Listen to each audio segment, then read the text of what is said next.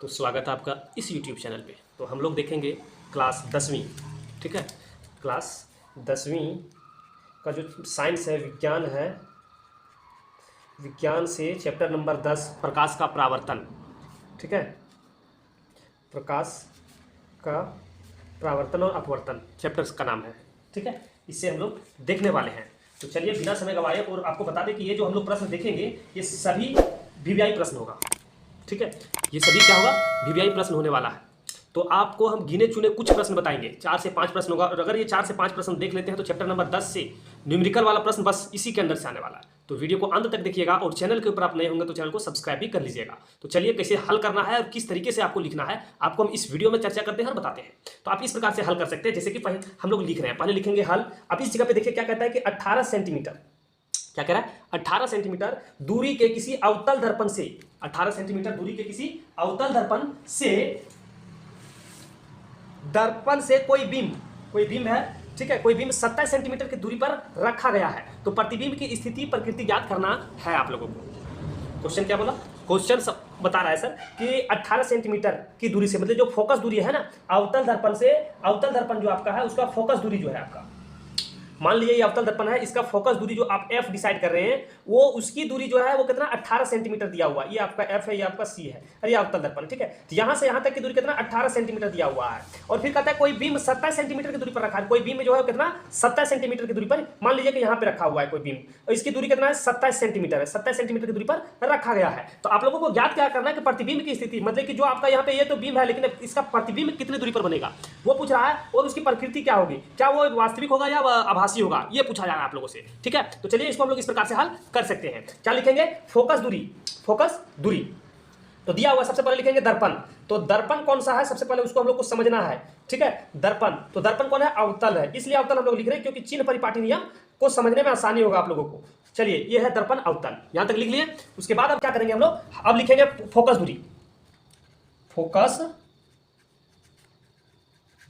मतलब एफ बराबर क्या होगा, तो f बराबर क्या होगा 18 सेंटीमीटर, ठीक है, 18 सेंटीमीटर। अब यहाँ पे देखिए समझना आप लोगों के लिए जरूरी है कि 18 सेंटीमीटर दिया हुआ है। अब क्या ये जो होगा माइनस इस जगह पे होगा या प्लस होगा, तो देखिए अभी आपको समझाए कि अब इसमें इस अवतल दर्पण में सभी जो वस्तुएं होती है फोकस दूरी आप इसका बेसिकली इधर होता है। अब इधर वाले जो होते हैं चिन्ह परिपाटी नियम के अनुसार क्या होता है, माइनस होता है, ठीक है। चलो ये माइनस हो गया। चलिए अब यहाँ पे लिखेंगे फिर क्या दिया हुआ, बिंब की दूरी, बिंब की दूरी क्या दिया हुआ है, u, हम लोग इसको u से दर्शाते हैं। तो u बराबर कितना दिया हुआ है 27 सेंटीमीटर। और आपको बता दें कि अवतल दर्पण में जो आपका साइन होगा यहाँ पे वो माइनस ही होगा बेसिकली, ठीक है।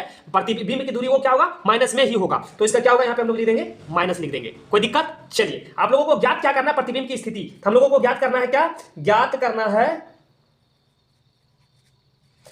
है, प्रतिबिंब की स्थिति। तो यहाँ पे v बराबर क्या होगा वो ज्ञात करना है सबसे पहले, और फिर आपको स्थिति क्या है, इसकी स्थिति आभासी है या वास्तविक है ये पूछेगा, ठीक है। तो चलिए आगे हम लोग इसको इस प्रकार से लिखेंगे यहाँ पे दर्पण सूत्र। अब दर्पण सूत्र हम लोग यहाँ पे इंप्लीमेंट करेंगे। दर्पण सूत्र आप सभी जानते हैं क्या होता है दर्पण सूत्र। तो दर्पण सूत्र है कि 1/v प्लस 1/u बराबर 1/f, ये होता है। अब v का वैल्यू आप लोग को पता है नहीं, तो v का वैल्यू अगर हम लोग नहीं जानते तो क्या करेंगे कि 1/v जो का त्यों रहने देंगे।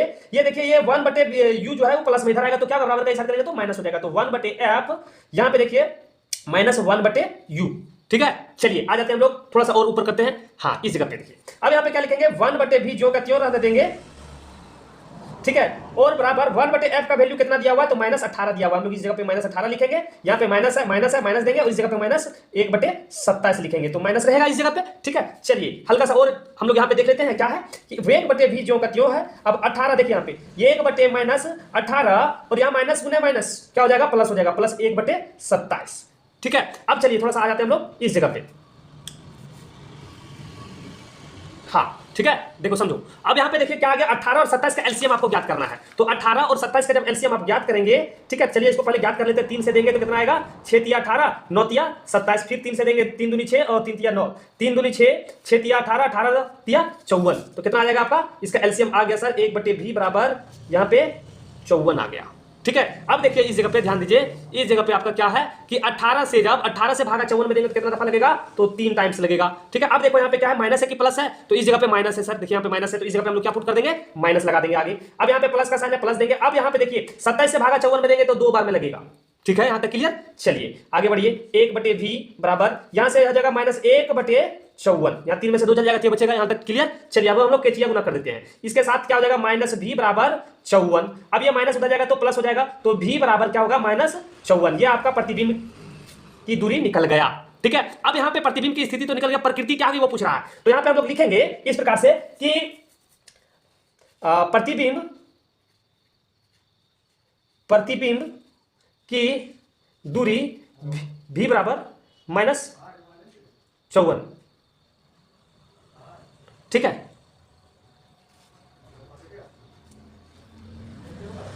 -54 हो गया।